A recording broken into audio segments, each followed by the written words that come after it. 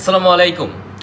HSC 25 ব্যাচের হৃদয় ভাইয়ের যে বায়োবস 25 কোর্সটা আছে, তো এটা তো অলরেডি আমাদের লাইভ ক্লাস চলমান, অনেকগুলো অধ্যায় আমরা করেছি। যেমন আজকে থেকে চলন ও অঙ্গ চালনা শুরু হবে।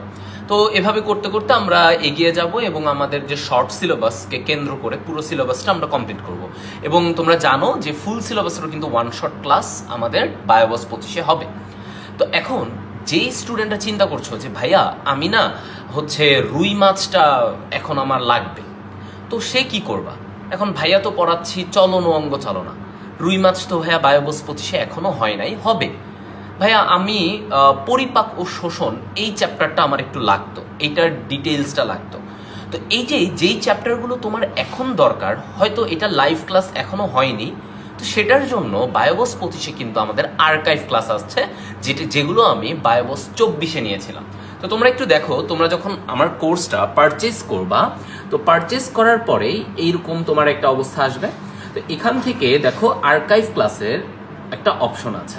তো এই আর্কাইভ ক্লাসে যখন আমি ক্লিক করব, দেখো আমার এই পোর্শনে, এই জায়গাটাতে আমাদের সবগুলো লেকচার দেওয়া আছে। দেখো কোষের গঠন, তারপরে রুই মাছ, হাইড্রা, তারপরে হচ্ছে প্রাণীর শ্রেণীবিন্যাস।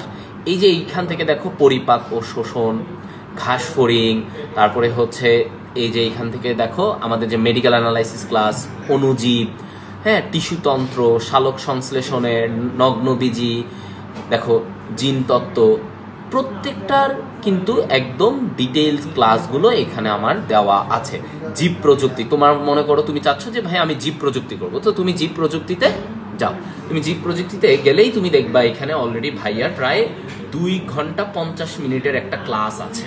তো এই ক্লাসটা যখন তুমি করবা, তোমার কিন্তু কনসেপ্ট একদম ক্লিয়ার হয়ে যাবে। তো এইভাবে করেই তুমি তোমার যে কোনো মুহূর্তে, তোমার এক্সাম আছে সামনে, প্রিটেস্ট, এই চ্যাপ্টারটা লাগবে, তুমি কিন্তু ভাইয়ার প্রত্যেকটা চ্যাপ্টার এখানে গোছানো আকারে দেওয়া আছে এবং সাথে নোটও দেওয়া আছে। সো এভাবে করে যদি তোমরা পড়তে পারো, তাহলে তোমার বায়োলজির প্রিপারেশন 100-তে 100 হবে। সো বায়োবস 25-এ যারাই এনরোল করবা, তোমরা একটা কমপ্লিট সলিউশন পেতে যাচ্ছ। দেখা হচ্ছে।